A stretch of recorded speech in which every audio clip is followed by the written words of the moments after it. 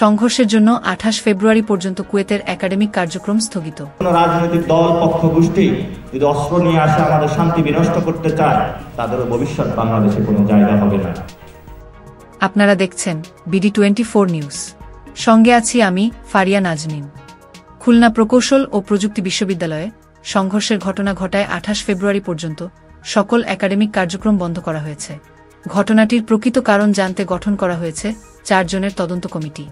শিক্ষার্থীদের উপর হামলা করার দায়ে ৫০০ জনকে আসামি করেছে বিশ্ববিদ্যালয় কর্তৃপক্ষ। ক্যাম্পাসে সব ধরনের রাজনীতি নিষিদ্ধ ঘোষণা করা হয়েছে।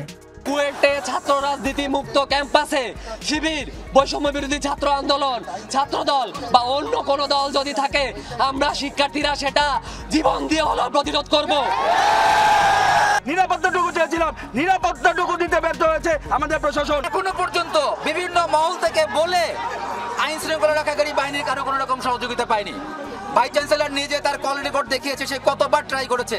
প্রো ভাইস চ্যান্সেলর ব্যক্তিগতভাবে ট্রাই করেছে, আমাদের সিনিয়র শিক্ষকরা তাদের ব্যক্তিগত লেভেল থেকে ট্রাই করেছে। তোমরা এভিডেন্স জানতে চাইলে তোমরা আসো, দেখে যাও।